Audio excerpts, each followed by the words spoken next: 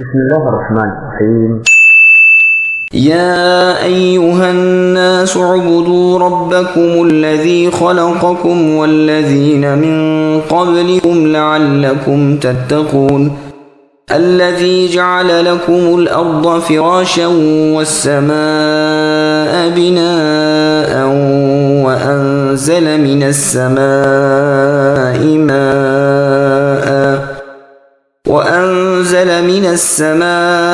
ماء فأخرج به من الثمرات رزقا لكم فلا تجعلوا لله أندادا وأنتم تعلمون۔ اے لوگو، اپنے اس رب کی عبادت کرو جنہوں نے تمہیں اور تم سے پہلے کے سب کو پیدا کیا، یہی تمہارا بچاؤ ہے۔ وہ اللہ کہ جس نے تمہارے لیے زمین کو بچھونا بنایا اور آسمان کو چھت اور آسمان سے پانی اتار کر اس سے پھل پیدا کر کے تمہیں روزی دی، خبردار باوجود جاننے کہ اللہ کے شریک مقرر نہ کرو۔ سامعین، اب ان آیتوں کی تفسیر سماعت کیجیے۔ توحید الوہیت، یہاں سے اللہ تعالیٰ کی توحید اور اللہ کی الوہیت کا بیان شروع ہوتا ہے۔ وہی اپنے بندوں کو عدم سے یعنی کچھ نہ ہونے کے بعد وجود میں لے آئے۔ اللہ ہی نے ہر طرح کی ظاہری اور باطنی نعمتیں عطا فرمائیں۔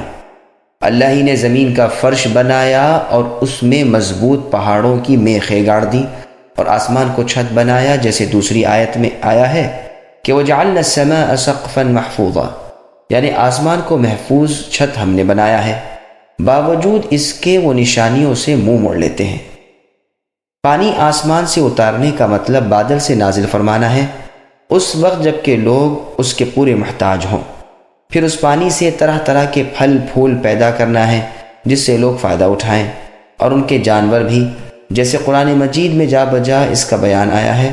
ایک جگہ فرمان ہے اللہ الذی جعل لکم الارض قرارا، وہ اللہ تعالیٰ ہی تو ہے کہ جنہوں نے تمہارے لیے زمین کو فرش اور آسمان کو چھت بنایا، اور تمہیں پیاری پیاری صورتیں عطا فرمائیں اور پاکیزہ روزیاں پہنچائیں۔ یہی اللہ ہے جو برکتوں والے اور تمام عالم کو پالنے والے ہیں۔ پس سب کے خالق، سب کے رازق، سب کے مالک اللہ تعالیٰ ہی ہیں، اور اسی وجہ سے وہ مستحق ہے ہر قسم کی عبادات کے اور شریک نہ کیے جانے کے۔ اسی لیے فرمایا اللہ تعالیٰ کا شریک نہ ٹھہراؤ حالانکہ تم جانتے ہو۔ یہ کہنا شرک ہے کہ جو اللہ چاہے اور اللہ کا رسول چاہے۔ بخاری اور مسلم میں حدیث ہے، ابن مسعود رضی اللہ عنہ پوچھتے ہیں اے اللہ کے رسول، سب سے بڑا گناہ کون سا ہے؟ فرمایا اللہ تعالیٰ کے ساتھ جو خالق ہے شریک ٹھہرانا۔ معاذ رضی اللہ عنہ والی حدیث میں ہے کہ کیا جانتے ہو کہ اللہ کا حق بندوں پر کیا ہے؟ یہ کہ بندے اللہ ہی کی عبادت کریں اور کسی کو اللہ کی عبادت میں شریک نہ کریں۔ دوسری حدیث میں بخاری کی ہے کہ تم میں سے کوئی یہ نہ کہے کہ جو اللہ چاہے اور فلاں چاہے، بلکہ یوں کہے کہ جو کچھ اللہ اکیلے چاہیں۔ طفیل ابن سخبرہ رضی اللہ عنہ، جو عائشہ رضی اللہ عنہ کے سوتیلے بھائی ہوتے ہیں، وہ فرماتے ہیں میں نے خواب میں چند یہودیوں کو دیکھا۔ میں نے ان سے پوچھا تم کون ہو؟ انہوں نے کہا ہم یہود ہیں۔ میں نے کہا افسوس، تم میں بڑی خرابی ہے کہ تم عزیر علیہ السلام کو اللہ کا بیٹا کہتے ہو۔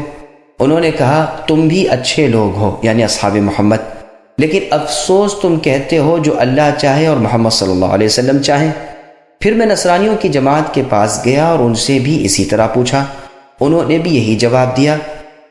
میں نے ان سے کہا افسوس، تم بھی مسیح یعنی عیسیٰ علیہ السلام کو اللہ کا بیٹا جانتے ہو۔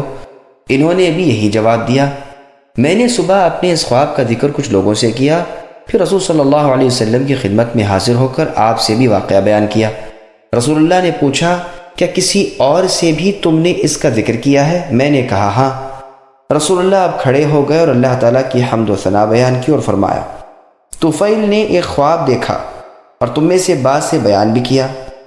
میں چاہتا تھا کہ تمہیں اس کلمے کے کہنے سے روک دوں، یعنی جو اللہ چاہے اور اللہ کے رسول چاہیں، لیکن فلاں فلاں کاموں کی وجہ سے میں اب تک نہ کہہ سکا۔ یاد رکھو اب ہرگز ہرگز اللہ چاہے اور اللہ کا رسول چاہے نہ کہنا، بلکہ یوں کہو کہ صرف اللہ تعالیٰ اکیلے ہی جو چاہیں۔ یہ حدیث ابن مردویہ میں ہے۔ ابن مردویہ ہے کہ ایک اور حدیث میں ہے کہ ایک شخص نے رسول اللہ سے کہا جو اللہ تعالیٰ چاہیں اور آپ چاہیں، آپ نے فرمایا کیا تو مجھے اللہ تعالیٰ کا شریک ٹھہراتا ہے؟ یوں کہہ جو اللہ تعالیٰ اکیلے چاہیں۔ یہ تمام کلمات توحید کے سراسر خلاف ہیں۔ توحید باری کے بچاؤ کے لیے یہ سب احادیث بیان ہوئی ہیں، واللہ اعلم۔ تمام کفار اور منافقوں کو اللہ تعالیٰ نے اپنی عبادت کا حکم دیا اور فرمایا اللہ کی عبادت کرو، یعنی اللہ کی توحید کے پابند بن جاؤ، اللہ کے ساتھ کسی کو شریک نہ کرو جو نہ نفع دے سکیں نہ نقصان پہنچا سکے، اور تم جانتے ہو کہ اللہ کے سوا کوئی رب نہیں جو تمہیں روزی پہنچا سکے، اور تم جانتے ہو کہ اللہ کے رسول تمہیں اس توحید کی طرف بلا رہے ہیں جس کے حق اور سچ ہونے میں کوئی شک نہیں۔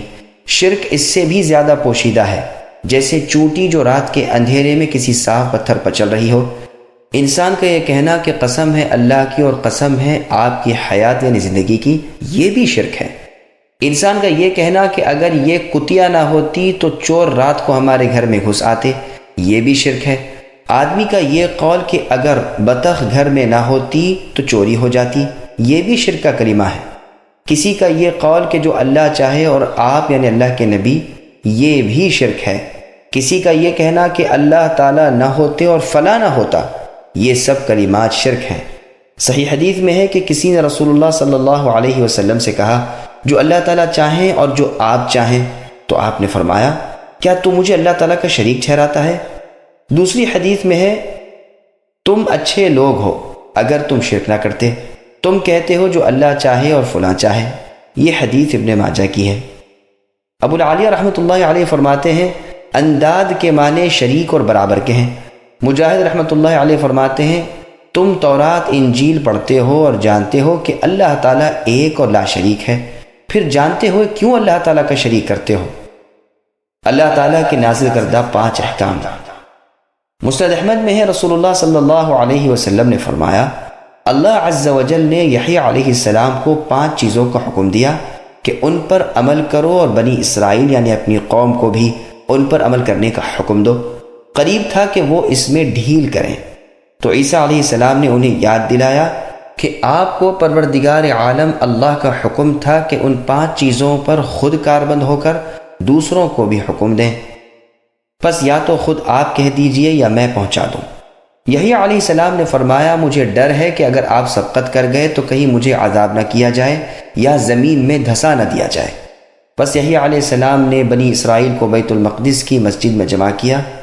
جب مسجد پر ہو گئی تو اونچی جگہ پر بیٹھ گئے اور اللہ تعالیٰ کی حمد و ثنا بیان کر کے کہا کہ اللہ تعالیٰ نے مجھے 5 باتوں کا حکم کیا ہے کہ خود عمل کر کے تم سے بھی ان پر عمل کراؤں۔ یہ کہ اللہ کی عبادت کرو، اللہ کے ساتھ کسی کو شریک نہ ٹھہراؤ۔ اس کی مثال ایسی ہے جیسے کوئی شخص خاص اپنے مال سے کسی غلام کو خریدے، غلام کام کاج کرے اور جو کچھ پائے اسے کسی اور کو دے دے۔ کیا تم میں سے کوئی اس بات کو پسند کرتا ہے کہ اس کا غلام ایسا ہو؟ ٹھیک اسی طرح تمہارے پیدا کرنے والے، تمہیں روزیاں دینے والے، تمہارے حقیقی مالک اور معبود برحق اللہ تعالی وحدہ لا شریک لہ ہی ہیں، پس تم انہی کی عبادت کرو اور ان کے ساتھ کسی کو شریک نہ ٹھہراؤ۔ دوسرا یہ کہ نماز کو ادا کرو۔ اللہ تعالیٰ کا چہرہ بندے کے چہرے کی طرف ہوتا ہے جب تک کہ وہ یعنی بندہ نماز میں ادھر ادھر التفات نہ کرے۔ جب تم نماز میں ہو تو خبردار ادھر ادھر التفات نہ کرنا یعنی ادھر ادھر نہ دیکھنا۔ تیسرا یہ کہ روزے رکھا کرو۔ اس کی مثال ایسی ہے جیسے کسی شخص کے پاس مشک کی تھیلی بھری ہوئی ہو جس سے اس کے تمام ساتھیوں کے دماغ معطر ہیں۔ یاد رکھو روزے دار کے منہ کی خوشبو اللہ تعالیٰ کو مشک کی خوشبو سے بھی زیادہ پسند ہے۔ چوتھا یہ کہ صدقہ دیتے رہا کرو۔ اس کی مثال ایسی ہے جیسے کسی شخص کو دشمنوں نے قید کر لیا اور گردن کے ساتھ اس کے ہاتھ باندھ دیے گئے اور گردن مارنے کے لیے چلے، تو وہ کہنے لگا کہ تم مجھ سے فدیہ لے لو اور مجھے چھوڑ دو، چنانچہ جو کچھ تھا کم زیادہ دے کر اپنی جان چھڑا لی۔ اور 5واں حکم یہ ہے کہ اس کی مثال اس شخص کی طرح ہے جس کے پیچھے تیزی کے ساتھ دشمن دوڑتا آتا ہے اور وہ ایک مضبوط قلعے میں گھس جاتا ہے اور وہاں امن و امان پا لیتا ہے۔ اسی طرح اللہ تعالیٰ کے ذکر کے وقت شیطان سے بچا ہوا ہوتا ہے۔ یہ فرما کر رسول اللہ صلی اللہ علیہ وسلم نے فرمایا، اب میں بھی تمہیں 5 باتوں کا حکم کرتا ہوں جن کا حکم اللہ تعالیٰ نے مجھے دیا ہے۔ مسلمانوں کی جماعت کو لازم پکڑے رہنا، اللہ اور اس کے رسول صلی اللہ علیہ وسلم اور مسلمان حاکم وقت کے احکام سننا اور ماننا، ہجرت کرنا اور جہاد کرنا۔ جو شخص جماعت سے ایک بالشت بھر نکل گیا، اس نے اسلام کے پٹے کو اپنے گلے سے اتار پھینکا۔ ہاں، یہ اور بات ہے کہ رجوع کر لے۔ جو شخص جاہلیت کی پکارے وہ جہنم کا کوڑا کرکٹ ہے۔ لوگوں نے کہا، اللہ کے رسول، اگرچہ وہ روزے دار اور نمازی ہو؟ فرمایا، اگرچہ نماز پڑھتا ہو اور روزے رکھتا ہو اور اپنے آپ کو مسلمان سمجھتا ہو، مسلمانوں کو ان کے ان ناموں کے ساتھ پکارتے رہو جو خود اللہ تعالیٰ نے رکھے ہیں، یعنی مسلمین، مؤمنین اور عباد اللہ، یعنی فرما بردار، ایمان لانے والے اور اللہ کے بندے۔ یہ حدیث مسند احمد وغیرہ میں ہے۔ ضروری وضاحت: جماعت کے ساتھ رہنے سے مراد ہرگز بھی موجودہ دور میں کفار و مشرکین کے تحت رجسٹرڈ ہونے والی کاغذی جماعتوں کے ساتھ وابستگی مراد نہیں ہے، بلکہ عام صحیح العقیدہ سنت کے متبع مسلمانوں کی جماعت مراد ہے۔ واللہ اعلم۔ اس آیت میں بھی یہی بیان ہے کہ اللہ تعالیٰ ہی نے تمہیں پیدا کیا ہے، وہی اللہ تمہیں روزیہ دیتے ہیں، پس عبادت بھی انہی کی کرو، ان کے ساتھ کسی کو شریک نہ کرو۔ اس آیت سے ثابت ہوتا ہے کہ عبادت میں توحید باری تعالیٰ کا پورا خیال رکھنا چاہیے، کسی اور کی عبادت نہ کرنی چاہیے۔ ہر قسم کی عبادات کے لائق صرف وہی اللہ ہے۔ وجود باری تعالیٰ کے دلائل: رازی وغیرہ نے اللہ تعالیٰ کے وجود پر بھی اس آیت سے استدلال کیا ہے، اور فی الواقع یہ آیت بہت بڑی دلیل ہے اللہ تعالیٰ کے وجود پر، یعنی اللہ تعالیٰ موجود ہیں۔ زمین اور آسمان کی مختلف شکل و صورت، مختلف رنگ، مختلف مزاج اور مختلف نفع کی موجودات، ان میں سے ہر ایک کا نفع والا ہونا اور ان کے خالق کا وجود کا خاص حکمت کا حاصل ہونا، اور اللہ کی عظیم الشان قدرت اور حکمت اور زبردست سطوت اور سلطنت کا ثبوت ہے۔ کسی بدوی سے پوچھا گیا کہ اللہ کے ہونے پر کیا دلیل ہے، تو اس نے کہا، یا سبحان اللہ، اللہ کی ذات پاک ہے۔ ان البعر لیدل علی البعیر، بے شک مینگنی سے اونٹ معلوم ہو سکے۔ وَإِنَّ أَثَرَ الْأَقْدَامِ لَتَدُلُّ عَلَى الْمَسِيرِ، اور پاؤں کے نشان کو زمین پر دیکھ کر معلوم ہو جائے کہ کوئی آدمی گیا ہے۔ فَسَمَاءٌ ذَاتُ أَبْرَاجٍ، تو کیا برجوں والے آسمان، وَأَرْضٌ ذَاتُ فِجَاجٍ، اور راستوں والی زمین، وَبِحَارٌ ذَاتُ أَمْوَاجٍ، اور موجیں مارنے والے سمندر، أَلَا يَدُلُّ ذَلِكَ عَلَى وُجُودِ اللَّطِيفِ الْخَبِيرِ، کیا یہ سب اللہ تعالیٰ باریک بین اور خبردار کے وجود پر دلیل نہیں بن سکتے؟ بے شک بن سکتے ہیں اور دلیل ہیں۔ امام مالک رحمۃ اللہ علیہ سے ہارون رشید نے پوچھا کہ اللہ تعالیٰ کے وجود پر کیا دلیل ہے؟ آپ نے فرمایا، زبانوں کا مختلف ہونا، آوازوں کا جدا گانا ہونا، نغموں کا الگ ہونا ثابت کرتا ہے کہ اللہ تعالیٰ ہیں۔ امام شافعی رحمۃ اللہ سے بھی یہی سوال ہوا تو آپ نے جواب دیا کہ توت کے پتے ایک ہی ہیں، ایک ہی ذائقے کے ہیں، کیڑے اور شہد کی مکھی اور گائے، بکریاں، ہرن وغیرہ سب اس کو کھاتے اور چرتے چگتے ہیں۔ اسی کو کھا کر کیڑے میں سے ریشم نکلتا ہے، مکھی شہد دیتی ہے، ہرن میں مشک پیدا ہوتا ہے اور گائے بکریاں میگنیاں دیتی ہیں۔ کیا یہ اس امر کی صاف دلیل نہیں کہ ایک پتے میں مختلف خواص پیدا کرنے والے کوئی ہیں، اور انہی کو ہم اللہ تعالیٰ مانتے ہیں؟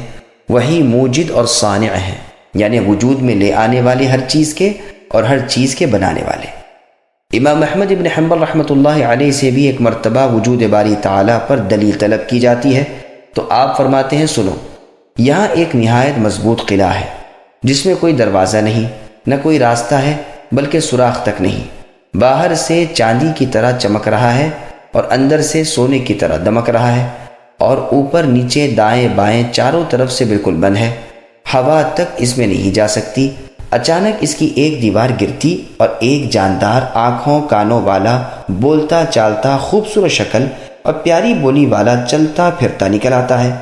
کہو اس بند اور محفوظ مکان میں اسے پیدا کرنے والے کوئی ہیں یا نہیں؟ اور وہ ہستی انسانی ہستیوں سے بالا تر اور ان کی قدرت غیر محدود ہے یا نہیں؟ مطلب آپ کا یہ تھا کہ انڈے کو دیکھو چاروں طرف سے بند ہے، پھر اس میں پروردگار عالم خالق کائنات ایکتا جاندار بچہ پیدا کر دیتے ہیں۔ یہی دلیل ہے اللہ کے وجود پر اور اللہ کی توحید پر۔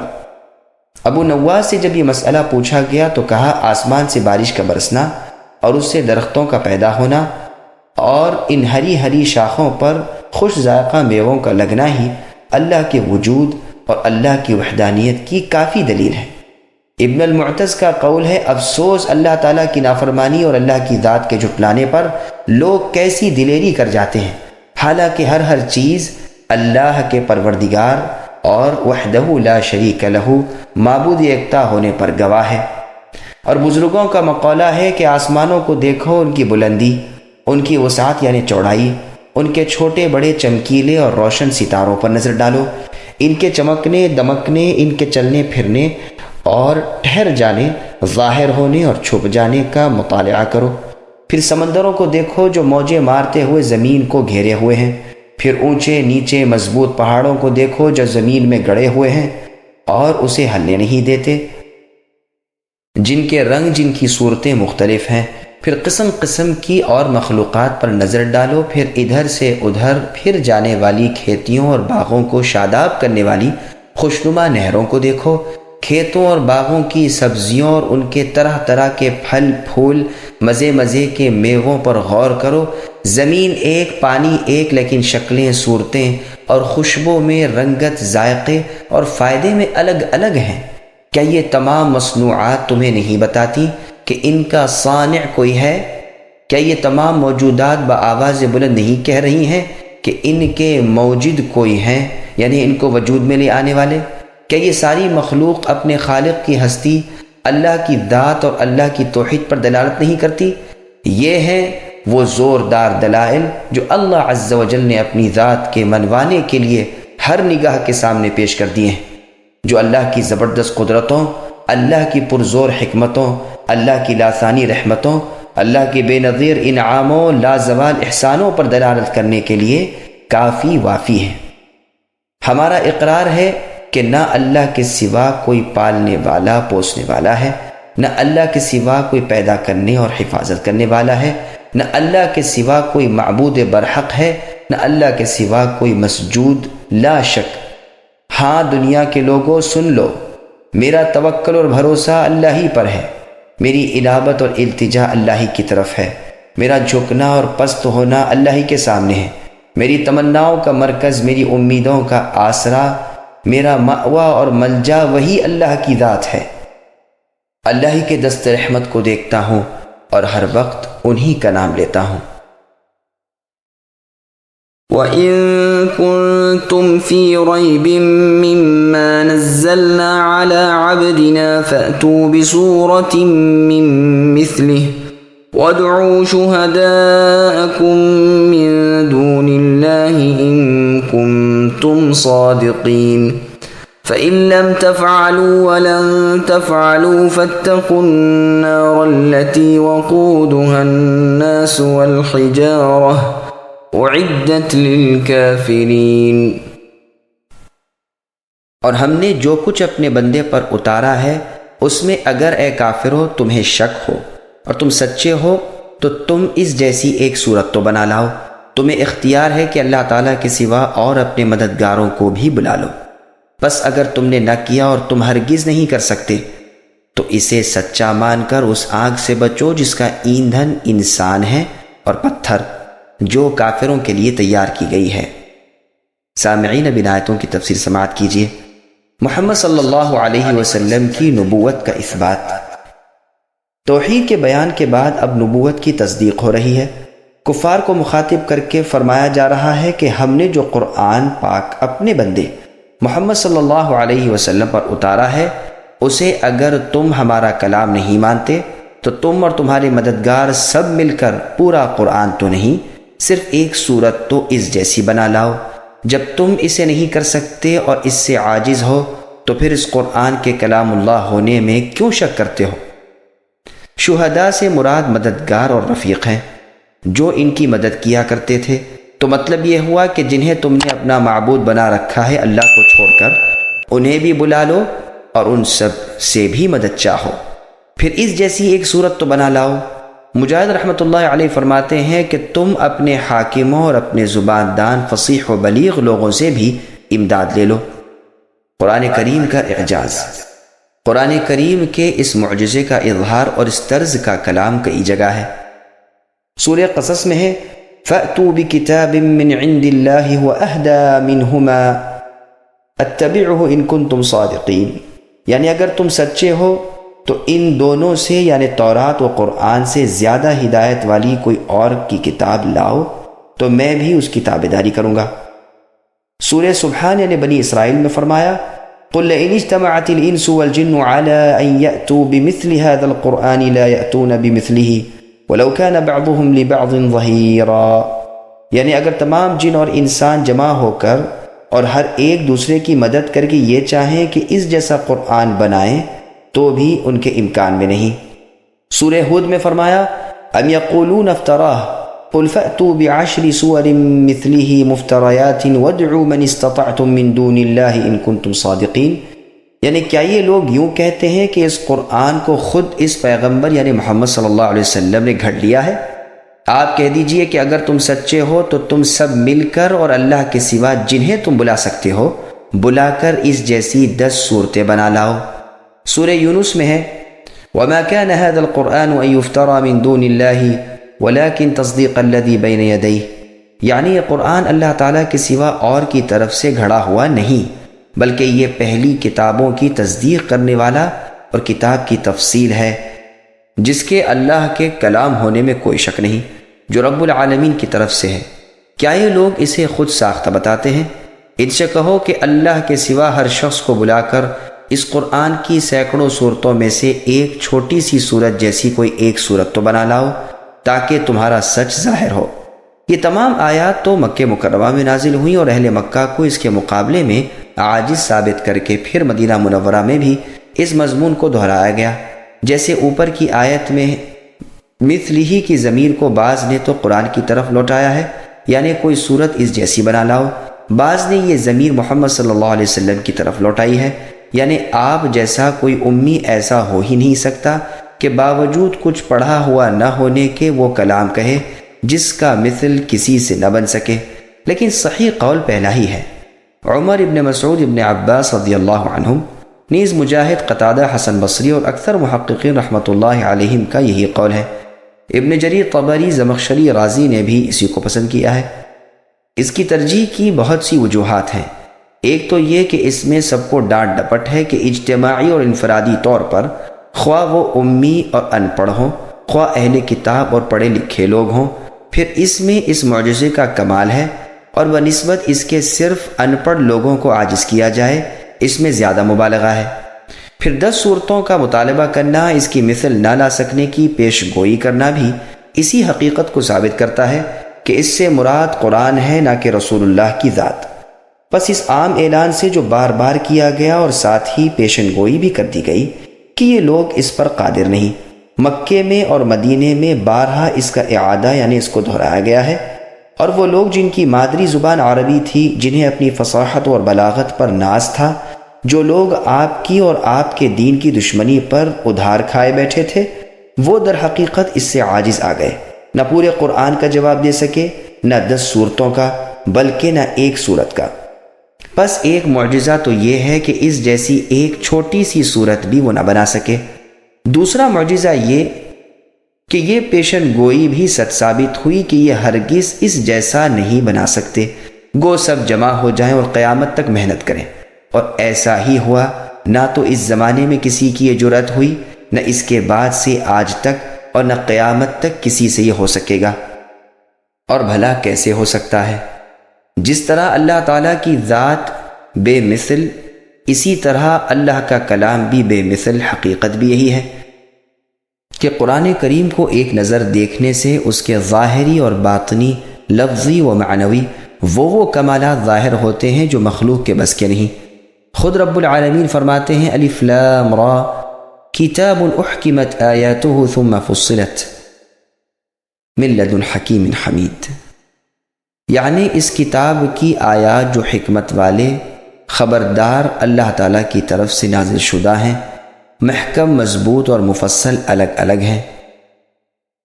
پس الفاظ محکم اور معانی مفصل، یا الفاظ مفصل اور معانی محکم۔ پس قرآن اپنے الفاظ میں اور اپنے مضامین میں بے نظیر ہے، جس کے مقابلے اور معارضے سے، جس کی نظر اور مثل سے دنیا عاجز اور بے بس ہے۔ اس پاکیزہ کلام میں سابقہ خبریں جو دنیا سے پوشیدہ تھیں وہ ہو بہو بیان کی گئیں، آنے والے امور کے تذکرے ہوئے جو بلفظ پورے اترے۔ تمام بھلائیوں کے احکام اس میں، تمام برائیوں سے ممانعت اس میں ہے۔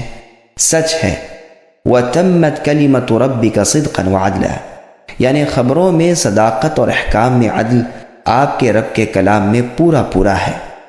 یہ پاکیزہ قرآن سارے کا سارا حق و صداقت، عدالت و ہدایت سے پر ہے۔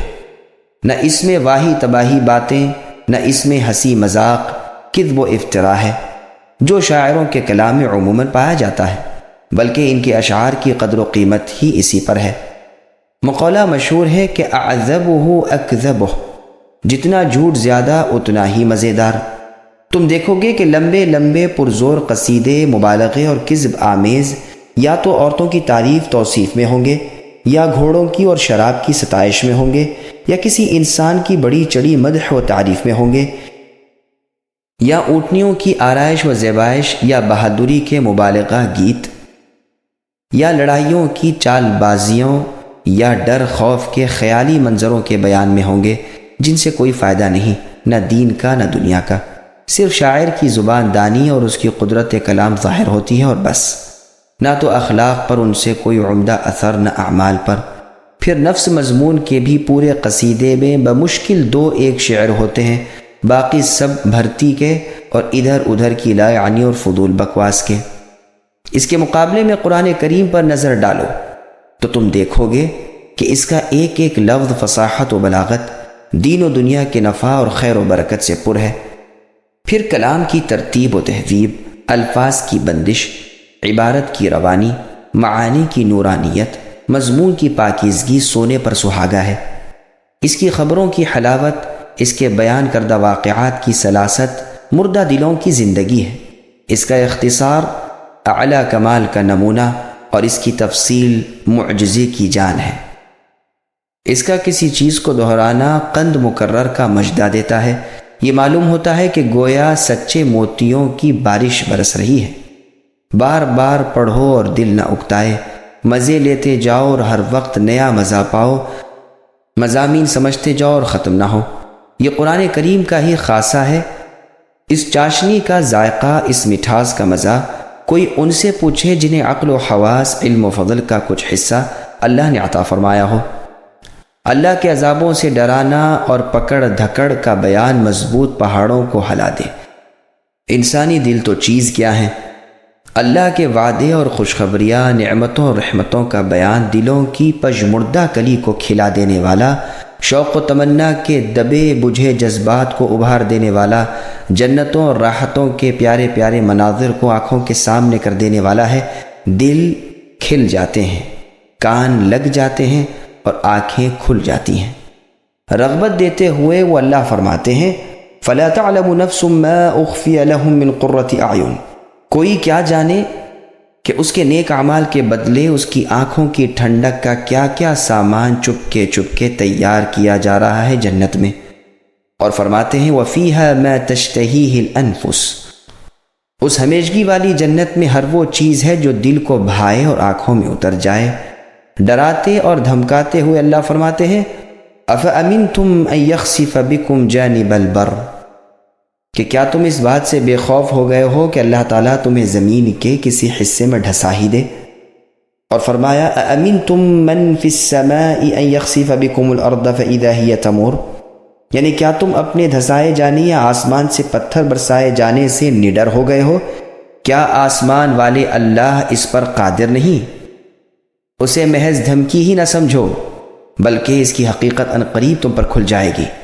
زجر و توبیخ ڈانٹ ڈپٹ کرتے ہوئے اللہ تعالیٰ نے ارشاد فرمایا فَكُلًّا أَخَذْنَا بِذَنبِهِ، یعنی ایک ایک کو ہم نے اس کی بد کرداریوں میں پکڑ لیا۔ بطور واضح و نصیحت بیان ہوتا ہے افرأیت ان متعناہم سنین، یعنی اور ہم نے کچھ سال انہیں فائدہ بھی دیا تو کیا ہوا؟ آخر وعدے کی گھڑی آ پہنچی اور اس جاہ و جلال نے کوئی نفع نہ بخشا۔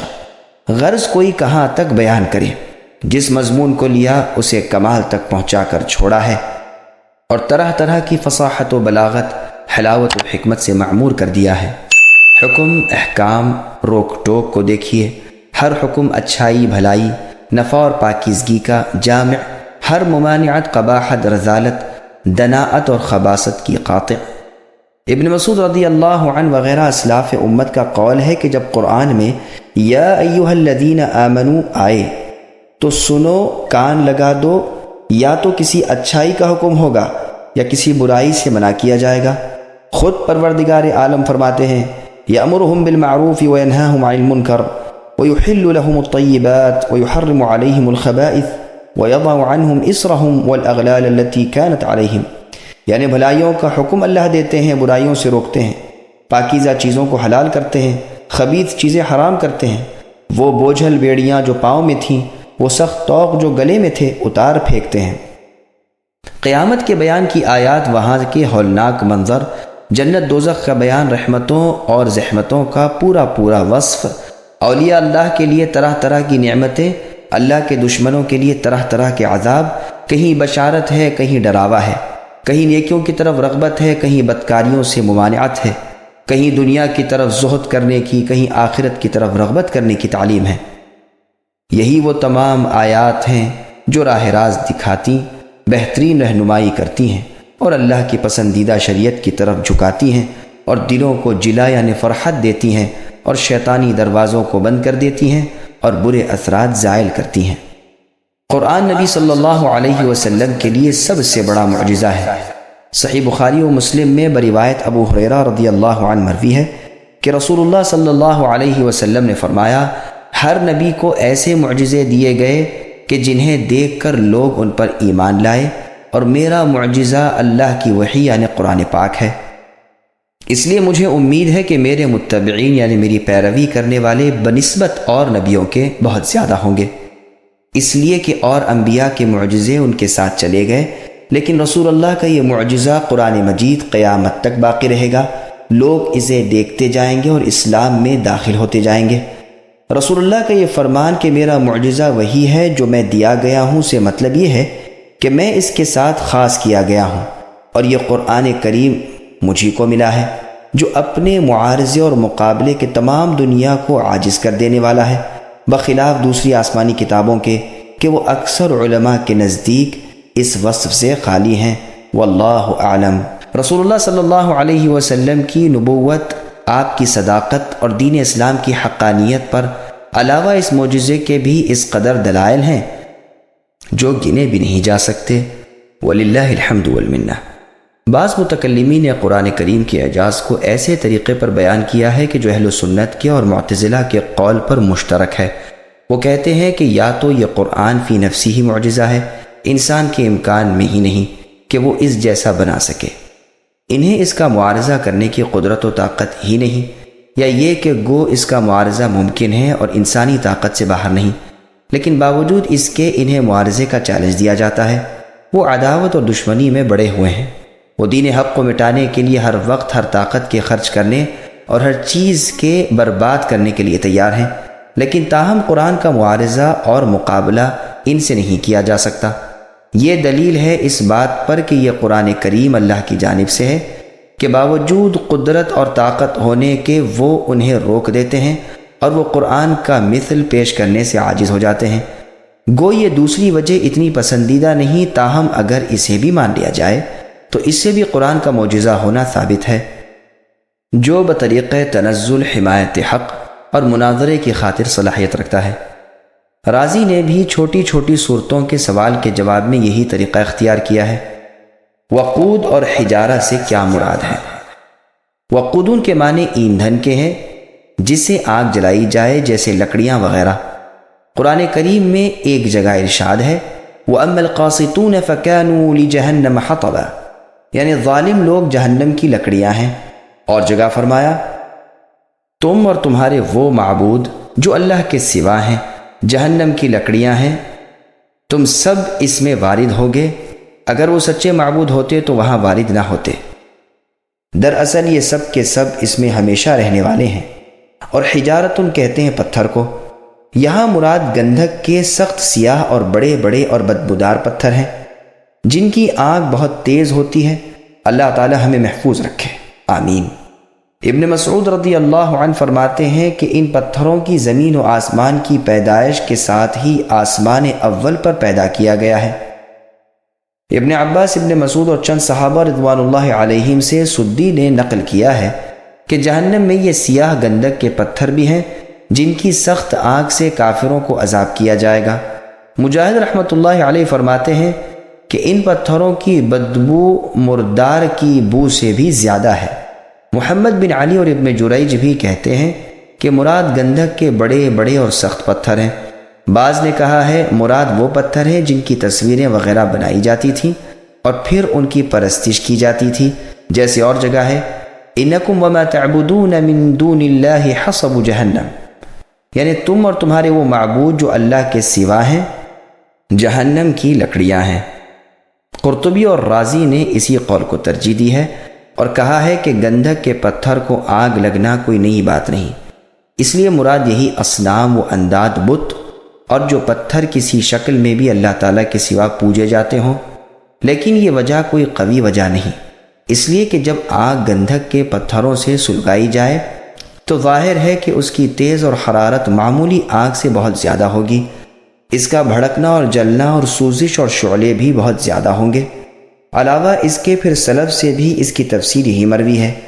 اسی طرح ان پتھروں میں آگ کا لگنا بھی ظاہر ہے، اور آیت میں مقصود آگ کی تیزی اور اس کی سوزش کا بیان کرنا ہے، اور اس کے بیان کے لیے بھی یہاں پتھر سے مراد گندھک کے پتھر لینا ہی زیادہ مناسب ہے، تاکہ وہ آگ تیز ہو اور اس سے بھی عذاب میں سختی ہو۔ قرآن کریم میں ہے کلما خبت زدناہم سعیرا، جہاں جہنم میں شعلے ہلکے ہوئے کہ ہم نے اور بھڑکا دیا۔ اعدت یعنی تیار کی گئی ہے سے مراد بظاہر یہی معلوم ہوتا ہے کہ وہ آگ کافروں کے لیے تیار کی گئی ہے، اور یہ بھی ہو سکتا ہے کہ مراد پتھر ہوں، یعنی وہ پتھر جو تیار کیے گئے ہیں کافروں کے لیے۔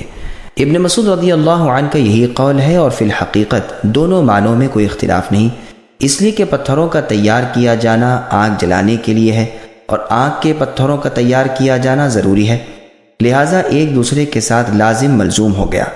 ابن عباس رضی اللہ عنہما فرماتے ہیں ہر وہ شخص جو کفر پر ہو اس کے لیے وہ آگ تیار ہے۔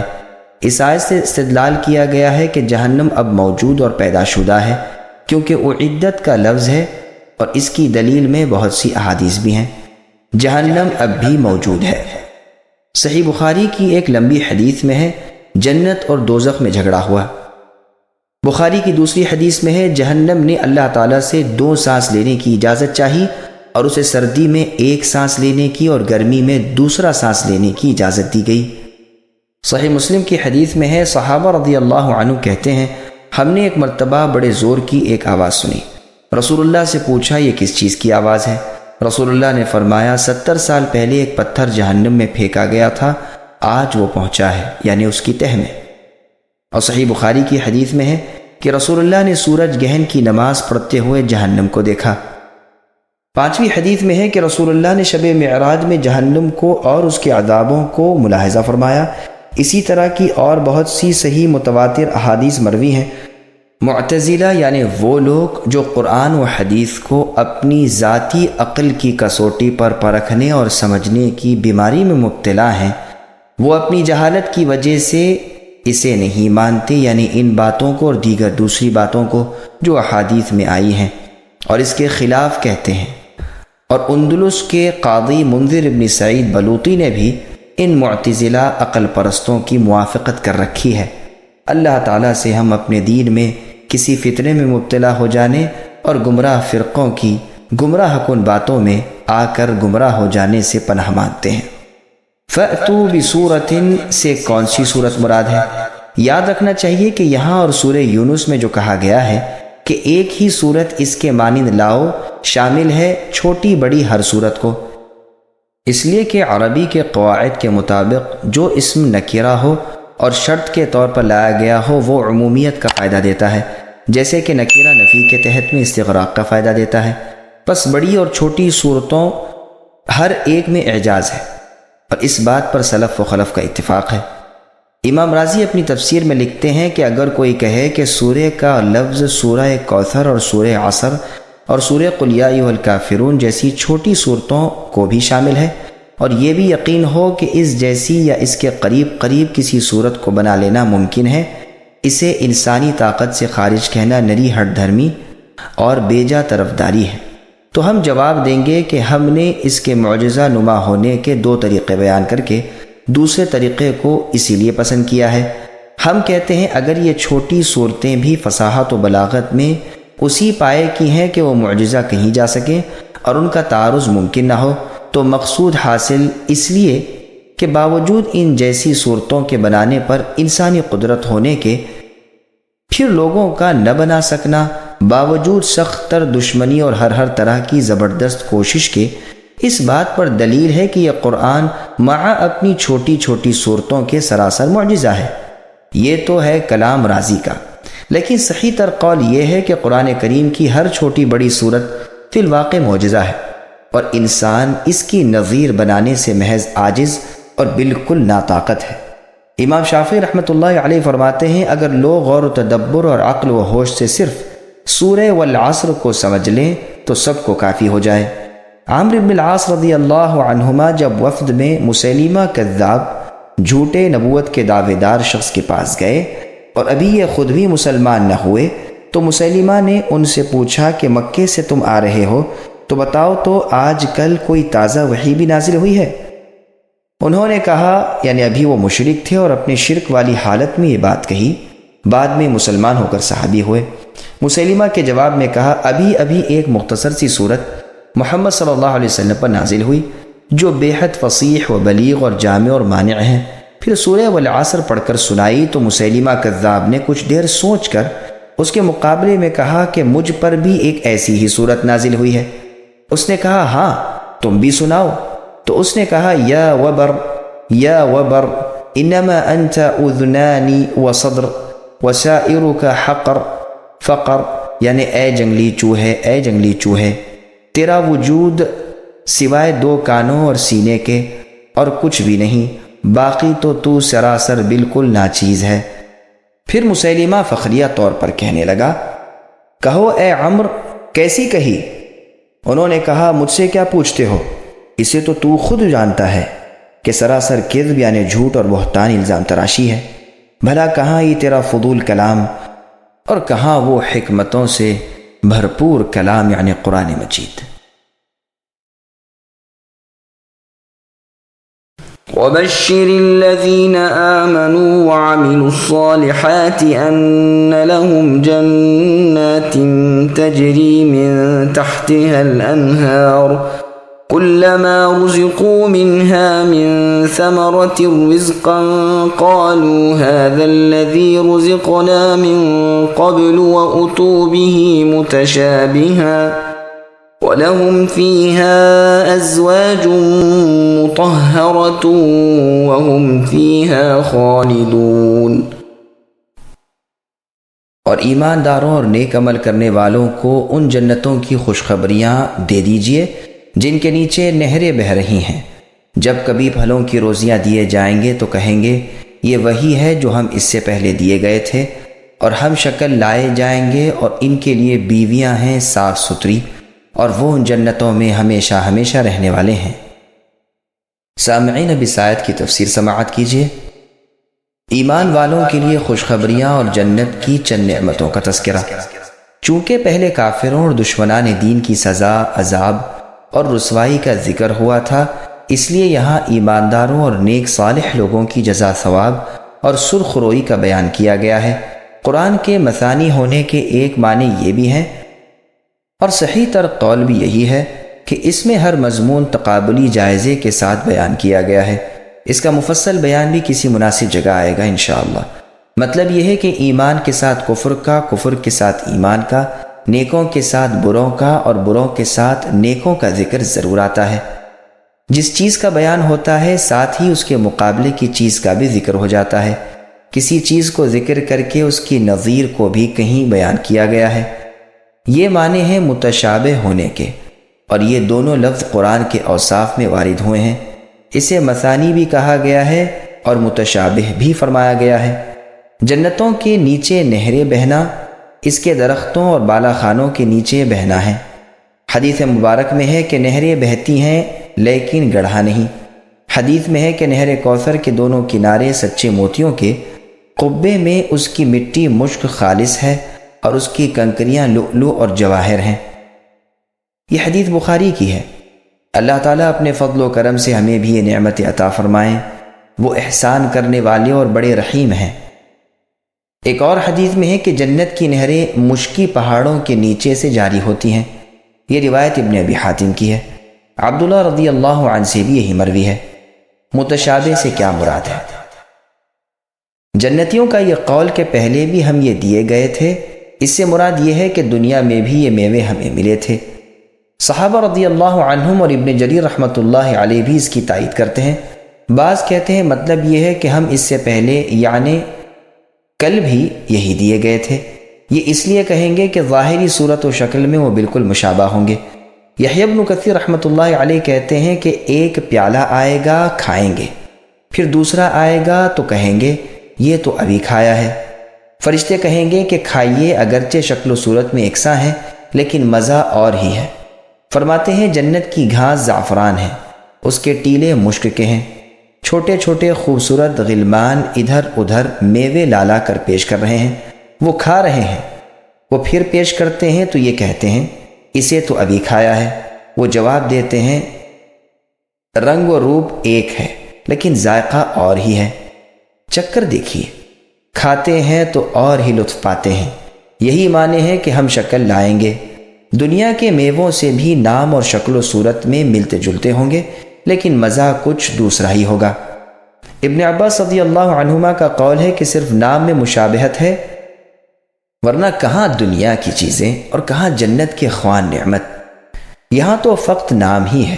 عبد الرحمن رحمۃ اللہ علیہ کا قول ہے کہ دنیا کے پھلوں جیسے پھل دیکھ کر کہہ دیں گے کہ یہ تو دنیا میں کھا چکے ہیں، مگر جب چکیں گے تو لذت کچھ اور ہی ہوگی۔ وہاں جو بیویاں انہیں ملیں گی وہ گندگی، ناپاکی، حیض و نفاس، پیشاب، پاخانہ، تھوک، رینٹ، منی وغیرہ سے پاک صاف ہوں گی۔ ایک قول ہے کہ حوا علیہ السلام بھی پہلے حیض سے پاک تھیں لیکن نافرمانی سرزد ہوتے ہی یہ بلا آ گئی۔ ان تمام نعمتوں کے ساتھ اس زبردست نعمت کو دیکھیے کہ یہ نعمتیں فنا ہوں، نہ نعمتوں والے فنا ہوں، نہ نعمتیں ان سے چھینی، نہ یہ نعمتوں سے الگ کیے جائیں، نہ موت سے خاتمہ ہے نہ آخر ہے، نہ ٹوکنا ہے اور کم ہونا ہے۔ اللہ رب العالمین جواد و کریم، بر و رحیم سے التجا ہے کہ وہ مالک ہمیں بھی اہل جنت کے زمرے میں شامل کر دے اور انہی کے ساتھ ہمارا حشر فرمائے، آمین۔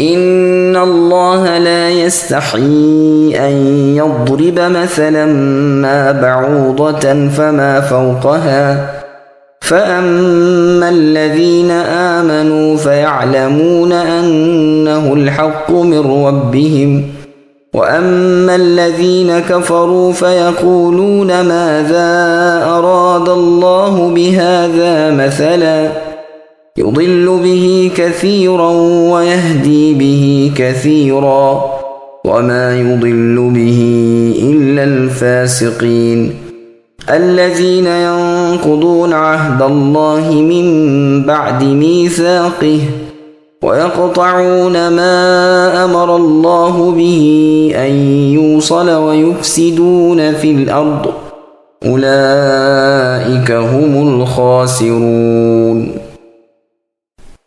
بے شک اللہ تعالیٰ کسی مثال کے بیان کرنے سے نہیں شرماتے، خواہ وہ مچھر کی ہو یا اس سے بھی ہلکی چیز کی۔ ایماندار تو اسے اپنے رب کی جانب سے صحیح سمجھتے ہیں، اور کفار کہتے ہیں کہ اس مثال سے اللہ نے کیا مراد لی۔ اسی کے ساتھ بہتوں کو اللہ گمراہ کرتے ہیں اور اکثر لوگوں کو راہ راست پر لاتے ہیں، اور گمراہ تو صرف فاسقوں کو ہی کرتے ہیں۔ جو لوگ اللہ تعالیٰ کے مضبوط عہد کو توڑ دیتے ہیں اور اللہ تعالیٰ نے جن چیزوں کے جوڑنے کا حکم دیا ہے انہیں توڑتے ہیں، اور زمین میں فساد پھیلاتے ہیں، یہی لوگ نقصان اٹھانے والے ہیں۔ سامعین، اب ان آیتوں کی تفسیر سماعت کیجیے۔ دنیا کی وقعت مچھر کے پر کے برابر بھی نہیں۔ ابن عباس، ابن مسعود اور چند صحابہ رضوان اللہ علیہم سے روایت ہے کہ جب اوپر کی 3 آیات میں 2 مثالیں منافقوں کی بیان ہوئیں، یعنی آگ کی اور پانی کی، تو وہ کہنے لگے کہ ایسی چھوٹی چھوٹی مثالیں اللہ تعالیٰ ہرگز بیان نہیں کرتے۔ اس پر یہ دونوں آیات نازل ہوئیں۔ قتادہ رحمۃ اللہ علیہ فرماتے ہیں کہ جب قرآن کریم میں مکڑی اور مکھی کی مثال بیان ہوئی تو مشرک کہنے لگے بھلا ایسی حقیر چیزوں کے بیان کرنے کی قرآن جیسی اللہ کی کتاب میں کیا ضرورت؟ تو جواباً یہ آیات اتری اور کہا گیا کہ حق کے بیان سے اللہ تعالیٰ نہیں شرماتے، خواہ وہ کم ہو یا زیادہ۔ لیکن اس سے کچھ ایسا معلوم ہوتا ہے کہ گویا یہ آیت مکے میں نازل ہوئی، حالانکہ ایسا نہیں، واللہ عالم۔ اور بزرگوں سے بھی اسی طرح کا شان نزول مروی ہے۔ ربی رحمۃ اللہ علیہ فرماتے ہیں کہ یہ خود ایک مستقل مثال ہے جو دنیا کی بیان کی گئی ہے۔ مچھر جس وقت تک بھوکا ہوتا ہے زندہ رہتا ہے، جہاں موٹا تازہ ہوا مرا۔ اسی طرح یہ لوگ ہیں کہ جب دنیاوی نعمتیں دل کھول کر حاصل کر لیتے ہیں، وہیں اللہ کی پکڑ آ جاتی ہے، جیسے اور جگہ فرمایا فَلَمَّا نَسُوا مَا ذُكِّرُوا بِهِ، یعنی جب یہ ہماری نصیحت بھول جاتے ہیں ہم ان پر تمام چیزوں کے دروازے کھول دیتے ہیں، یہاں تک کہ اترانے لگتے ہیں۔ اب دفعتاً یعنی اچانک ہم انہیں پکڑ لیتے ہیں۔ ابن جریر رحمۃ اللہ علیہ نے پہلے قول کو پسند کیا ہے اور مناسبت بھی اسی کی زیادہ اچھی معلوم ہوتی ہے، واللہ عالم۔ تو مطلب یہ ہوا کہ کوئی سی مثال چھوٹی سے چھوٹی اور بڑی سے بڑی بیان کرنے سے اللہ تعالیٰ نہ رکتے ہیں نہ شرماتے ہیں۔ لفظ ما یہاں پر کمی کے معنی بتانے کے لیے ہے، اور بعوضہ کا زبر بدلیت کی بنا پر عربی کے قاعدے کے مطابق ہے، جو ادنا چیز پر صادق آ سکتا ہے، یا نکرہ موصوفہ ہے اور بعوضہ صفت ہے۔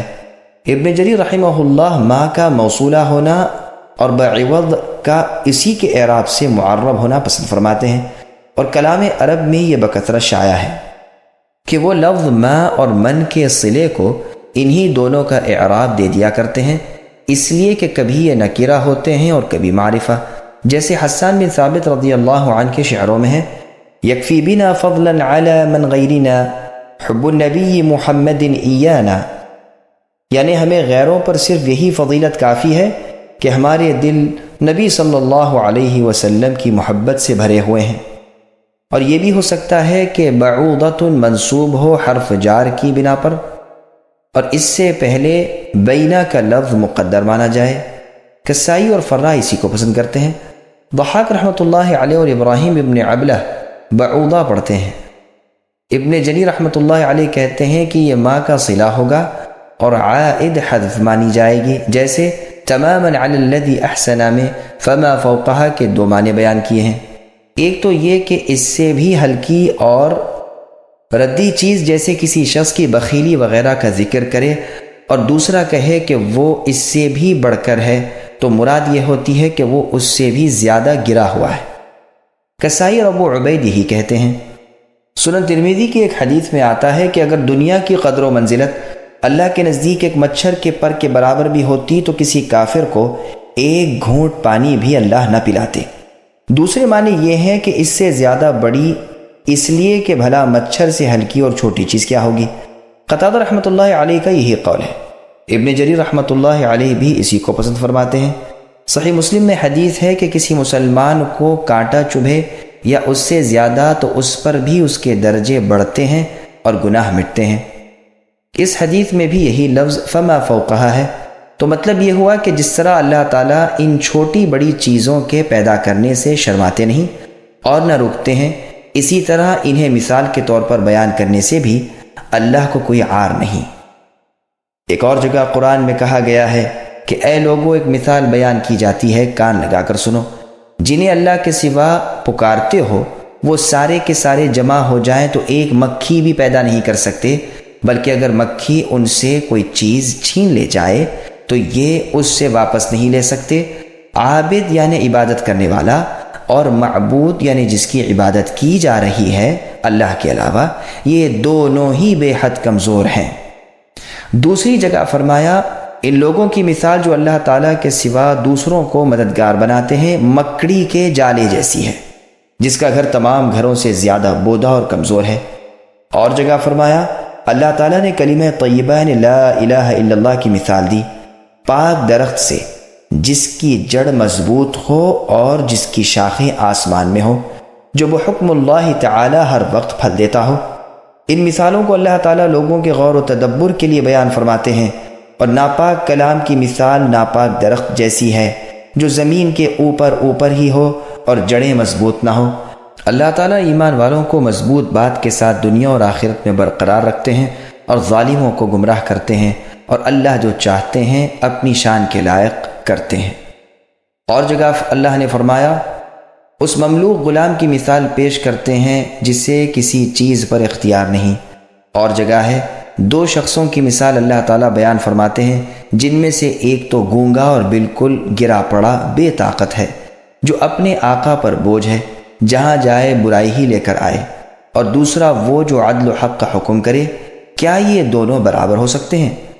دوسری جگہ ہے اللہ تعالیٰ تمہارے لیے خود تمہاری مثال بیان فرماتے ہیں، کیا تم اپنی چیزوں میں اپنے غلاموں کو بھی اپنا شریک اور برابر کا حصے دار سمجھتے ہو؟ اور جگہ ارشاد ہے اس شخص کی مثال اللہ تعالیٰ بیان فرماتے ہیں جس کے بہت سے برابر کے شریک ہوں۔ اور جگہ ارشاد باری تعالیٰ ہے ان مثالوں کو ہم لوگوں کے لیے بیان کرتے ہیں اور انہیں پوری طرح صرف علم والے ہی سمجھتے ہیں۔ ان کے علاوہ اور بھی بہت سی مثالیں قرآن کریم میں بیان ہوئی ہیں۔ بعض سلف صالحین رحمۃ اللہ علیہ فرماتے ہیں جب میں قرآن میں کسی مثال کو سنتا اور سمجھ نہیں سکتا تو مجھے رونا آتا ہے، کیونکہ اللہ تعالیٰ نے فرما دیا ہے کہ ان مثالوں کو صرف عالم ہی سمجھ سکتے ہیں۔ مجاہد رحمۃ اللہ علیہ فرماتے ہیں مثالیں خواہ چھوٹی ہوں خواہ بڑی، ایماندار ان پر ایمان لاتے ہیں اور انہیں حق جانتے ہیں اور ان سے ہدایت پاتے ہیں۔ قتادہ رحمۃ اللہ علیہ کا قول ہے کہ وہ انہیں اللہ کا کلام سمجھتے ہیں۔ آیت میں انہو کی ضمیر کا مرجع مثال ہے، یعنی مومن اس مثال کو اللہ کی جانب سے اور حق سمجھتے ہیں، اور کافر باتیں بناتے ہیں جیسے سورہ مدثر میں ہے وَمَا جَعَلْنَا أَصْحَابَ النَّارِ إِلَى آخِرِ الْآیَةِ، یعنی ہم نے آگ والے فرشتوں کی گنتی کو کفار کی آزمائش کا سبب بنایا ہے۔ اہل کتاب یقین کرتے ہیں، ایماندار ایمان میں بڑھ جاتے ہیں۔ ان دونوں جماعتوں کو کوئی شک نہیں رہتا، لیکن بیمار دل اور کفار کہہ اٹھتے ہیں کہ اس مثال سے کیا مراد ہے۔ اسی طرح اللہ تعالیٰ جسے چاہتے ہیں گمراہ کرتے ہیں اور جسے چاہتے ہیں ہدایت دیتے ہیں۔ آپ کے رب کے لشکروں کو آپ کے رب کے سوا اے نبی کوئی نہیں جانتے۔ یہاں بھی اسی ہدایت و ضلالت کو بیان کیا۔ اللہ تعالیٰ کے وعدوں کو توڑنے والے کون ہیں؟ صحابہ کرام رضی اللہ عنہم سے مروی ہے کہ اس سے گمراہ منافق ہوتے ہیں اور راہ راست مومن پاتے ہیں۔ وہ اپنی گمراہی میں بڑھ جاتے ہیں کیونکہ باوجود اس علم کے کہ مثال حق ہے، درست اور صحیح ہے، پھر بھی اسے جھٹلاتے ہیں اور یہ اقرار کر کے ہدایت و ایمان کو بڑھا لیتے ہیں۔ فاسقین سے مراد منافق ہیں، بعض نے کہا ہے کافر مراد ہیں جو پہچانتے ہیں اور انکار کرتے ہیں۔ سعد رضی اللہ عنہ کہتے ہیں مراد خوارج ہیں۔ اگر اس قول کی سند سعد ابن ابی وقاص رضی اللہ عنہ تک صحیح ہو تو مطلب یہ ہوگا کہ یہ تفسیر معنوی ہے، یہ نہیں کہ اس سے مراد خوارج ہیں، بلکہ یہ کہ یہ فرقہ بھی فاسقوں میں داخل ہے جنہوں نے نہروان میں علی رضی اللہ عنہ پر چڑھائی کی تھی۔ یہ لوگ گو نزول آیت کے وقت موجود نہ تھے، لیکن اپنے بدترین وصف کی وجہ سے معنوی طور پر یہ بھی فاسقوں میں داخل ہیں۔ انہیں خارجی اس لیے کہا گیا ہے کہ امام برحق کی اطاعت سے نکل گئے تھے اور شریعت اسلام کی پابندی سے آزاد ہو گئے تھے۔ لغت میں فسق کہتے ہیں اطاعت اور فرمانبرداری سے نکل جانے کو۔ جب چھلکا ہٹا کر خوشہ نکلتا ہے تو عرب کہتے ہیں فسقت۔ چوہے کو بھی فوئی سقا کہتے ہیں کیونکہ وہ اپنے بل سے نکل کر فساد کرتا ہے۔ بخاری و مسلم کی حدیث میں ہے کہ رسول اللہ صلی اللہ علیہ وسلم نے فرمایا 5 جانور فاسق ہیں، حرم میں اور باہر قتل کر دیے جائیں، یعنی خواہ مکہ مدینہ میں یہ جانور پائے جاتے ہوں یا باہر کسی زمین کے حصے پر، انہیں قتل کر دیا جانا چاہیے۔ وہ ہیں کوا، چیل، بچھو، چوہا اور کالا کتا۔ پس لفظ فسق کافر کو اور ہر نافرمان کو شامل ہے، لیکن کافر کا فسق زیادہ سخت اور زیادہ برا ہے۔ ایک آیت میں فاسق سے مراد کافر ہے، واللہ عالم۔ اس کی بڑی دلیل یہ ہے کہ بعد میں ان کا وصف یہ بیان فرمایا ہے کہ وہ اللہ تعالیٰ کا عہد توڑتے ہیں، اللہ کے فرمان کاٹتے ہیں اور زمین میں فساد پھیلاتے ہیں، اور یہ سب اوصاف کفار کے ہیں۔ مومنوں کے اوصاف تو اس کے برخلاف ہوتے ہیں، جیسے سورہ رعد میں بیان ہے کہ افمن یعلم الی آخر الآیہ، کیا پس وہ شخص جو جانتا ہے کہ جو کچھ آپ کے رب کی طرف سے اے نبی آپ پر اترا وہ حق ہے، کیا اس شخص جیسا ہو سکتا ہے کہ جو اندھا ہو؟ نصیحت تو صرف عقل مند حاصل کرتے ہیں جو اللہ کے وعدوں کو پورا کرتے ہیں اور میثاق یعنی عہد و پیما توڑتے نہیں، اور اللہ تعالیٰ نے جن کاموں کے جوڑنے کا حکم دیا ہے انہیں جوڑتے ہیں، اپنے رب سے ڈرتے رہتے ہیں اور حساب کی برائی سے کانپتے رہتے ہیں۔ آگے چل کر فرمایا، جو لوگ اللہ کے عہد کو اس کی مضبوطی کے بعد توڑ دیں اور جس چیز کے ملانے کا اللہ کا حکم ہو وہ اسے نہ ملائیں اور زمین میں فساد پھیلائیں، ان کے لیے لعنتیں ہیں اور ان کے لیے برا گھر ہے۔ یہاں عہد سے مراد وہ وصیت ہے جو اللہ نے بندوں کو کی تھی، جو اللہ کے تمام احکام بجا لانے اور تمام نافرمانیوں سے بچنے کو شامل ہے۔ اس کا توڑ دینا اس پر عمل نہ کرنا ہے۔ بعض کہتے ہیں توڑنے والے اہل کتاب کے کافر اور ان کے منافق ہیں، اور عہد وہ ہے جو ان سے تورات میں لیا گیا تھا کہ وہ اس کی تمام باتوں پر عمل کریں اور محمد صلی اللہ علیہ وسلم کی اتباع کریں جب بھی آپ تشریف لے آئیں، رسول اللہ کی نبوت کا اقرار کریں اور جو کچھ رسول اللہ کی جانب سے لے کر آئیں اس کی تصدیق کریں۔ اور اس عہد کو توڑ دینا یہ ہے کہ انہوں نے رسول اللہ کی نبوت اور اطاعت سے انکار کر دیا اور عہد کا علم ہونے کے باوجود اسے چھپایا اور دنیاوی مصلحتوں کی بنا پر اس کے خلاف کیا۔ امام ابن جریر رحمہ اللہ اس قول کو پسند کرتے ہیں اور مقاتل ابن حیان رحمہ اللہ کا بھی یہی قول ہے۔ بعض کہتے ہیں کہ اس سے مراد کوئی خاص جماعت نہیں بلکہ شرک و کفر و نفاق والے سب کے سب مراد ہیں۔ عہد سے مراد اپنی توحید کا اور اپنے نبی کی نبوت کا اقرار کرانا ہے جس پر کھلی ہوئی نشانیاں اور بڑے بڑے معجزے موجود ہیں، اور اس کا توڑ دینا توحید و سنت سے منہ موڑنا اور انکار کرنا ہے۔ یہ قول اچھا ہے، زمخشری بھی اس کو پسند کرتے ہیں۔ وہ کہتے ہیں عہد سے مراد اللہ تعالیٰ کی توحید ماننے کا اقرار ہے جو فطرت انسان میں داخل ہونے کے علاوہ روز میثاق میں بھی منوایا گیا ہے۔ فرمایا گیا تھا کہ الستُ بربکم، کہ کیا اے انسانوں میں تم سب کا رب نہیں ہوں؟ تو سب نے جواب دیا تھا کہ بے شک آپ ہی ہمارے رب ہیں۔ پھر جو کتابیں دی گئیں ان میں بھی اقرار کرایا گیا ہے، جیسے فرمایا اوفوا بعہدی، یعنی میرے عہد کو نبھاؤ، میں بھی اپنے وعدے کو تمہارے ساتھ جو کیا ہوں پورا کروں گا۔ بعض کہتے ہیں مراد وہ عہد ہے جو روحوں سے کیا گیا تھا جب انہیں آدم علیہ السلام کی پیٹ سے نکالا تھا، جیسے اللہ فرماتے ہیں وَإِذْ أَخَذَ رَبُّكَ إِلَى آخر الآیہ، یعنی اے نبی جب آپ کے رب نے اولاد آدم سے وعدہ لیا کہ میں ہی تمہارا رب ہوں، اور ان سب نے اقرار کیا، اور اس کا توڑنا اس کو چھوڑنا ہے۔ یہ تمام اقوال تفسیر ابن جریر میں منقول ہیں۔ ابو العالیہ رحمۃ اللہ علیہ فرماتے ہیں اللہ تعالیٰ کے عہد کو توڑنا جو منافقوں کا کام تھا وہ یہ 6 خصلتیں ہیں: بات کرنے میں جھوٹ بولنا، وعدہ خلافی کرنا، امانت میں خیانت کرنا، اللہ کے عہد کو اس کی مضبوطی کے بعد توڑ دینا، اللہ تعالیٰ نے جن کاموں کے ملائے جانے کا حکم دیا ہے انہیں نہ ملانا، زمین میں فساد پھیلانا۔ یہ 6 خصلتیں ان منافقوں کی اس وقت ظاہر ہوتی ہیں جب کہ ان کا غلبہ ہو، اور جب وہ مغلوب ہوتے ہیں تو پہلے 3 کاموں کو چھوڑ کر بعد والے 3 کام کرتے ہیں۔ سدی رحمۃ اللہ علیہ فرماتے ہیں قرآن کے احکام کو پڑھنا، جاننا، سچ کہنا، پھر نہ ماننا بھی عہد کو توڑنا تھا۔ اللہ تعالیٰ نے جن کاموں کے جوڑنے کا حکم دیا ہے سے مراد صلہ رحمی کرنا، قرابت کے حقوق ادا کرنا وغیرہ ہے، جیسے اور جگہ قرآن مجید میں ہے فَهَلْ عَسَيْتُمْ إِن تَوَلَّيْتُمْ أَن تُفْسِدُوا فِي الْأَرْضِ وَتُقَطِّعُوا أَرْحَامَكُمْ، یعنی قریب ہے کہ تم اگر لوٹو تو زمین میں فساد کرو اور رشتے ناطے توڑ دو۔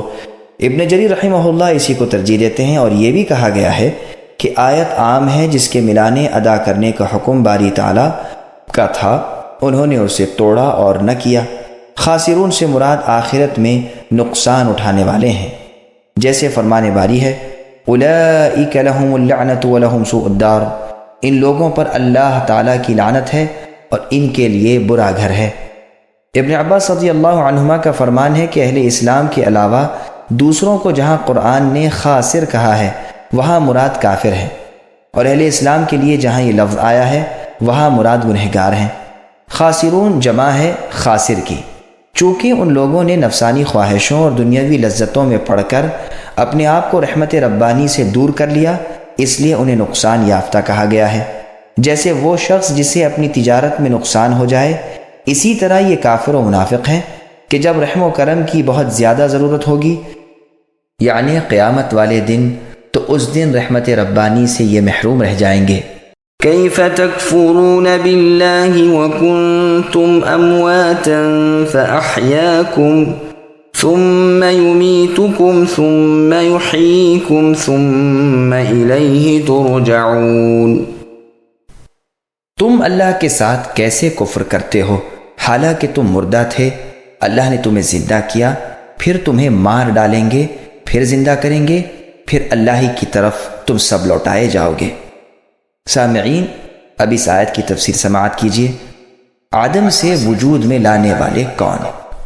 اس بات کا ثبوت دیتے ہوئے کہ اللہ تعالیٰ موجود ہیں، وہ قدرتوں والے ہیں، وہی پیدا کرنے والے ہیں اور اختیار والے ہیں، اس آیت میں فرمایا تم اللہ تعالیٰ کے وجود کا کیسے انکار کر سکتے ہو، یا اللہ کے ساتھ کسی دوسرے کی عبادت کیسے کر سکتے ہو، جبکہ تم کو عدم سے وجود میں لانے والے وہی ایک ہیں۔ جیسے اور جگہ فرمایا کیا یہ بغیر کسی چیز کے پیدا کیے گئے، یا یہ خود پیدا کرنے والے ہیں، یا انہوں نے زمین و آسمان بھی پیدا کیا ہے؟ ہرگز نہیں، بلکہ یہ بے یقین لوگ ہیں۔ اور جگہ ارشاد ہوتا ہے هل أتى على الإنسان حين من الدهر لم يكن شيئا مذكورا، یقیناً انسان پر وہ زمانہ بھی آیا ہے کہ جس وقت یہ قابل ذکر چیز ہی نہ تھا، اور بھی اسی طرح کی بہت سی آیات ہیں۔ ابن مسعود رضی اللہ عنہ فرماتے ہیں کہ کفار جو کہیں گے ربنا امتنا اثنتین، یعنی اے اللہ، اے ہمارے رب، 2 دفعہ آپ نے ہمیں مارا اور 2 دفعہ جلایا، ہمیں اپنے گناہوں کا اقرار ہے، اس سے مراد یہی ہے کہ جو اس آیت وَكُنْتُمْ أَمْوَاتًا میں ہے، مطلب یہ ہے کہ تم اپنے باپوں کی پیٹھ میں مردہ تھے، یعنی کچھ بھی نہ تھے۔ اللہ نے تمہیں زندہ کیا، پھر تمہیں مار ڈالیں گے، یعنی موت ایک دن ضرور آئے گی، پھر وہ تمہیں قبروں سے اٹھائیں گے۔ بس ایک حالت مردہ پن کی دنیا میں آنے سے پہلے، پھر دوسری دنیا میں مرنے کی اور قبروں کی طرف جانے کی، پھر روز قیامت میں اٹھ کھڑے ہونے کی 2 زندگیاں اور 2 موتیں۔ ابو صالح رحمۃ اللہ علیہ فرماتے ہیں کہ قبر میں انسان کو زندہ کر دیا جاتا ہے۔ عبد الرحمن ابن زید رحمۃ اللہ علیہ کا بیان ہے کہ آدم علیہ السلام کی پیٹھ میں انہیں پیدا کیا، پھر ان سے عہد و پیما لے کر بے جان کر دیا، پھر ماں کے پیٹ میں انہیں پیدا کیا، پھر دنیاوی موت ان پر آئی، پھر قیامت والے دن انہیں زندہ کریں گے۔ لیکن یہ قول غریب ہے، پہلا قول ہی ٹھیک ہے۔ ابن مسعود، ابن عباس اور تابعین رحمۃ اللہ علیہم کی ایک جماعت کا بھی یہی قول ہے۔ قرآن میں اور جگہ ہے قُلِ اللَّهُ يُحْيِيكُمْ ثُمَّ يُمِيتُكُمْ ثُمَّ يَجْمَعُكُمْ إِلَى يَوْمِ الْقِيَامَةِ، اے نبی کہہ دیجئے وہ اللہ ہی تو ہے جو تمہیں پیدا کرتے ہیں، پھر مارتے ہیں، پھر تمہیں قیامت کے دن جمع کریں گے۔ ان پتھروں اور تصویروں کو جنہیں مشرکین پوجتے تھے قرآن نے مردہ کہا ہے، فرماتے ہیں اموات غیر احیاء، وہ سب مردہ ہیں، زندہ نہیں۔ زمین کے بارے میں فرمایا وآیۃ لہم الارض المیتہ الی آخر الآیہ، اور ان کے لیے مردہ زمین بھی ہماری صداقت یعنی سچائی کی نشانی ہے، جسے ہم زندہ کرتے ہیں اور اس سے دانہ نکالتے ہیں جسے یہ کھاتے ہیں۔ هو الذي خلق لكم ما في الأرض جميعا ثم استوى إلى السماء فسواهن 7 سماوات وهو بكل شيء عليم۔ وہ اللہ کی ذات ہے جس نے تمہارے لیے زمین کی کل چیزوں کو پیدا کیا، پھر آسمان کی طرف قصد کیا اور ان 7 کو ٹھیک ٹھاک کیا، اور وہ ہر چیز کو جانتے ہیں۔ سامعین، ابھی اس آیت کی تفسیر سماعت کیجیے۔ زمین و آسمان وغیرہ کی تخلیق یعنی پیدائش۔ گزشتہ آیت میں ان دلائل قدرت کا بیان تھا جو خود انسان کے اندر ہے، اس لیے اس مبارک آیت میں ان دلائل کا بیان ہو رہا ہے جو روزمرہ آنکھوں کے سامنے ہیں۔ استوا یہاں قصد کرنے اور متوجہ ہونے کے معنی میں ہے، اس لیے کہ اس کا صلہ الہ ہے۔ سواہن کے معنی درست کرنے اور ساتوں آسمان بنانے کے ہیں۔ سما اس میں جنس ہے۔ پھر بیان فرمایا کہ اللہ کا علم محیط کل ہے، یعنی ہر چیز کو گھیرے ہوئے ہے۔ جیسے اور جگہ ارشاد فرمایا الا یعلم من خلق وهو اللطیف الخبیر، کہ کیا وہ اللہ خود بے علم ہو سکتے ہیں جنہوں نے پیدا کیا، اور وہ لطیف بھی ہے اور خبردار ہے۔ سورہ حامیم سجدہ فصلت کی آیت قل اَإِنَّكُمْ لَتَكْفُرُونَ الی آخر الآیہ، یعنی گویا اس آیت کی تفصیل ہے جس میں فرمایا ہے کیا تم اس اللہ کے ساتھ کفر کرتے ہو جنہوں نے زمین کو صرف 2 دن میں پیدا کیا؟ تم اللہ کے لیے شریک ٹھہراتے ہو جو رب العالمین ہے، جنہوں نے زمین میں مضبوط پہاڑ اوپر سے گاڑ دیے ہیں، جنہوں نے اس زمین میں برکتیں اور روزیاں رکھیں اور 4 دن میں زمین کی سب چیزیں درست کر دیں، جس میں دریافت کرنے والوں کی تشفی ہے۔ پھر آسمانوں کی طرف اللہ تعالیٰ متوجہ ہو کر جو دھوئیں کی شکل میں تھے فرمایا کہ اے زمین و آسمانوں، خوشی یا ناخوشی سے آؤ، تو دونوں نے کہا باری تعالیٰ ہم تو خوشی خوشی حاضر ہیں۔ 2 دن میں ان 7 آسمانوں کو پورا کر دیا اور ہر آسمان میں اس کا کام بانٹ دیا، اور دنیا کے آسمان کو ستاروں کے ساتھ مزین کر دیا اور انہیں شیطانوں سے بچاؤ بنایا۔ یہ ہے اندازہ اس اللہ کا جو بہت بڑے غالب اور بہت بڑے علم والے ہیں۔ اس سے معلوم ہوا کہ پہلے زمین پیدا کی، پھر 7 آسمانوں کو بنایا، اور ہم دیکھتے ہیں کہ ہر عمارت کا یہی قاعدہ ہے کہ پہلے نیچے کا حصہ بنایا جاتا ہے پھر اوپر کا۔ مفسرین نے بھی اس کی تصریح کی ہے جس کا بیان آگے آتا ہے انشاءاللہ تعالی، لیکن یہ سمجھ لینا چاہیے کہ قرآن کریم میں اور جگہ ہے اَأَنْتُمْ أَشَدُّ خَلْقًا أَمِ السَّمَاءُ بَنَاهَا إِلَى آخر الآیہ، تمہاری پیدائش اے انسانوں مشکل ہے یا آسمانوں کی؟ اللہ تعالیٰ نے اس کی موٹائی بلند کر کے انہیں ٹھیک ٹھاک کیا اور ان میں سے رات دن پیدا کیے، پھر اس کے بعد زمین پھیلائی، اس سے پانی اور چارہ نکالا اور پہاڑوں کو گاڑا، جو سب تمہاری اور تمہارے جانوروں کے کام کی چیزیں ہیں۔ اس آیت میں یہ فرمایا ہے کہ زمین کی پیدائش آسمان کے بعد ہے، تو بعض بزرگوں نے تو فرمایا ہے کہ مندرجہ بالا آیت میں ثم صرف عطف خبر کے لیے ہے، عطف فعل کے لیے نہیں، یعنی مطلب نہیں کہ زمین کے بعد آسمان کی پیدائش شروع کی، بلکہ صرف خبر دینا مقصود ہے کہ آسمانوں کو بھی پیدا کیا اور زمینوں کو بھی۔ عرب شاعروں کے شعر میں یہ موجود ہے کہ کہیں ثم صرف خبر کا خبر پر عطف ڈالنے کے لیے ہوتا ہے، تقدیم تاخیر مراد نہیں ہوتی۔ اور بعض بزرگوں نے فرمایا ہے کہ آیت انتم میں آسمانوں کی پیدائش کے بعد زمین کا پھیلانا اور بچھانا وغیرہ بیان ہوا ہے، نہ کہ پیدا کرنا۔ تو ٹھیک ہے کہ پہلے زمین کو پیدا کیا، پھر آسمان کو، پھر زمین کو ٹھیک ٹھاک کیا، تو دونوں آیات ایک دوسرے کے مخالف نہ رہیں۔ اس عیب سے اللہ کا کلام بالکل محفوظ ہے۔ ابن عباس رضی اللہ عنہما نے یہی معنی بیان فرمائے ہیں، یعنی پہلے زمین کی پیدائش پھر آسمانوں کی، البتہ زمین کی درستی وغیرہ یہ بات کی چیز ہے۔ ابن مسعود اور دیگر صحابہ رضی اللہ عنہم سے مروی ہے کہ اللہ تعالیٰ کا عرش پانی پر تھا اور کسی چیز کو پیدا نہیں کیا تھا۔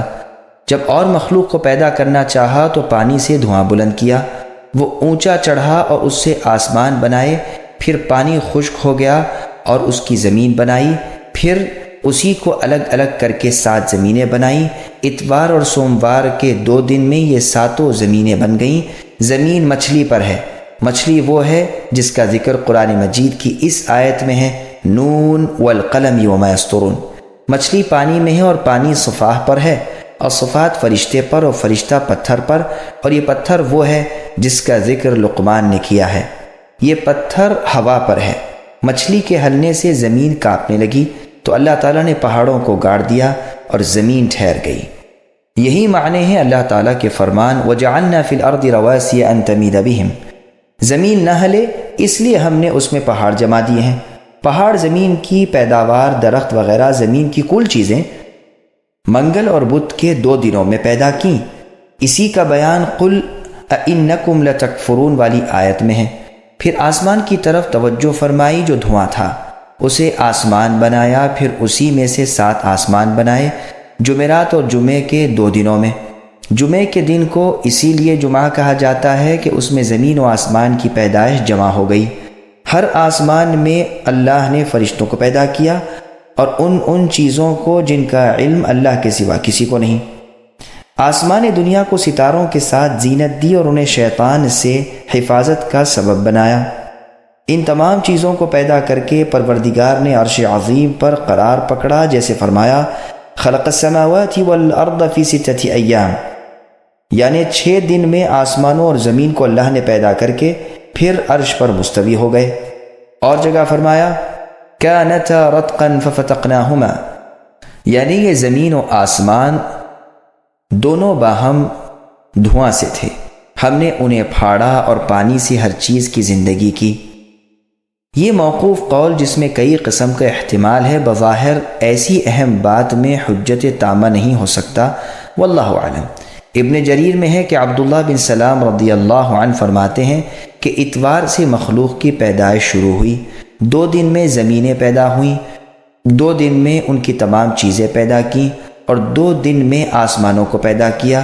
جمعے کے دن آخری وقت ان کی پیدائش ختم ہوئی اور اسی وقت آدم علیہ السلام کو پیدا کیا اور اسی وقت میں قیامت قائم ہوگی۔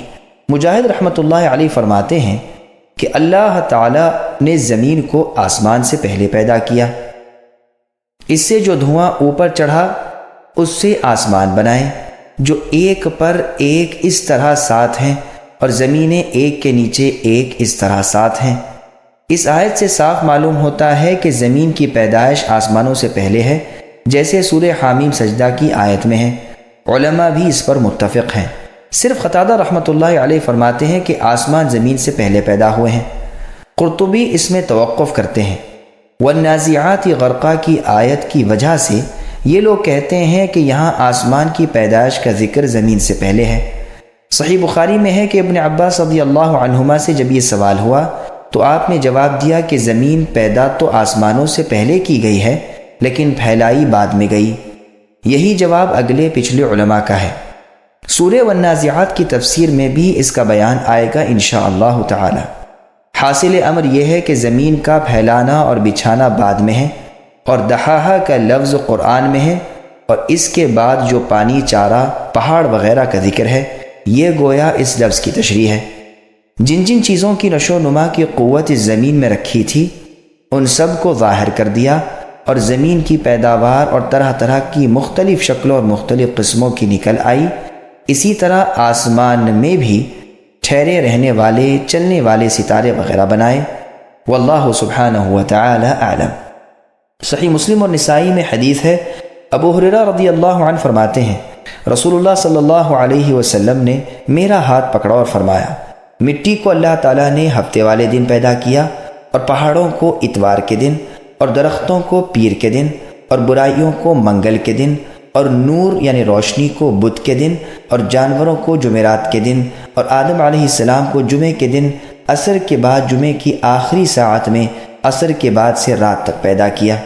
یہ حدیث غرائب مسلم میں سے ہے۔ امام ابن مدینی، امام بخاری رحمہم اللہ وغیرہ نے اس میں کلام کیا ہے اور فرمایا ہے کہ کعب الاحبار رحمہ اللہ کا اپنا قول ہے، اور ابو ہریرہ رضی اللہ عنہ نے کعب الاحبار رحمہ اللہ کا یہ کلام سنا ہے، اور بعض راویوں نے اسے غلطی سے مرفوع حدیث قرار دے لیا۔ امام بیہقی بھی یہی کہتے ہیں، لیکن علامہ عبد الرحمن المعلمی رحمہ اللہ نے اپنی کتاب الانوار الکاشفہ میں اس حدیث کی تصحیح کی، نیز ان اعتراضات اور مخالفات کا بھی جواب دیا جو اس حدیث کے سلسلے میں وارد کی جاتی ہیں۔